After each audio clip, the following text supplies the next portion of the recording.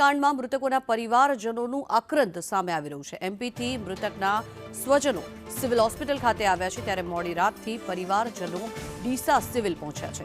દીકરી અને જમાઈને જોઈ નથી શકતો, ત્યારે મૃતકના પિતા સરકાર કંઈક સહાય કરે તેવી માંગ કરી રહ્યા છે। પરિવારજનો દ્વારા પણ સરકાર પાસેથી સહાયની માંગ કરવામાં આવી રહી છે।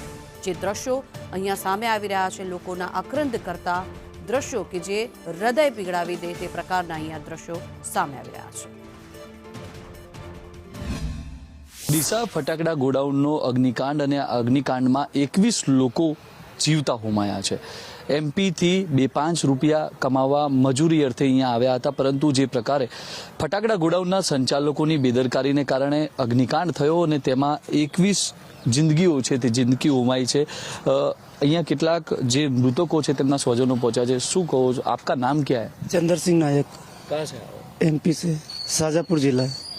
यहाँ पे आपका कोई है? हाँ, मेरा लड़की है, मेरा दामाद है, मेरा समधन है और इनके का भतीजा है। इनके वो लोग वहाँ से यहाँ मजदूरी करने के लिए आए करना आए थे। परसों नरसों एक दिन ड्यूटी किया सिर्फ, एक दिन ही किया। हाँ, उसके पहले वो कहाँ काम करते थे? वो खेती बाड़ी में काम करते थे।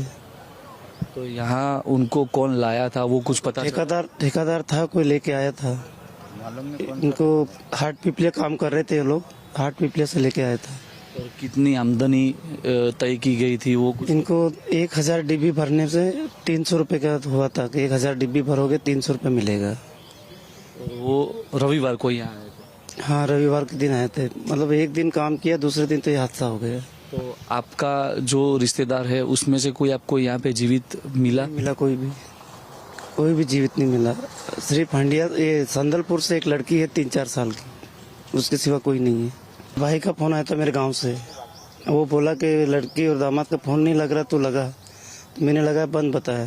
वो बोला कि कहीं फटाके की फैक्ट्री में काम करने गए थे। मैंने बोला हाँ। तो वो फटाके की फैक्ट्री गुजरात में ही है।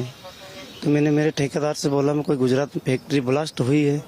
फिर उन्होंने मोबाइल पर सर्च करके बताया हाँ डीसा में हुई है आज 11 बजे, 10:30 और 11 के बीच में। फिर मैं इधर आया। कि क्या मांग है, कितना मुआवजा? मैं क्या बताऊँ, मांग जो दे जो ठीक है, दे तो इनकी मर्जी, नहीं दे तो इनकी मर्जी। खाने कमाने के आए तो वही खत्म हो गया, तो हम क्या कर सकते हैं। અત્યારે તો જે સ્વજનો પહોંચ્યા છે તે સ્વજનોને હજુ સુધી પોતાના જે સ્વજનોના મૃત્યુ છે કે જીવિત છે તે પણ જાણવા નથી મળ્યું। અત્યારે તો આ તમામ જે પરિવારો અહીંયા પહોંચ્યા છે તેમની માંગ છે કે સરકાર એમને કોઈ સહાય આપે, જે લોકો બચ્યા છે તે લોકો પોતાનું જીવન વિતાવી શકે તે માટે સરકાર કોઈ સહાય આપે।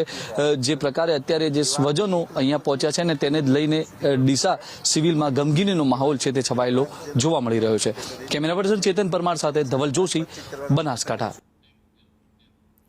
તો ડીસામાં થયેલી આ ફેક્ટરીના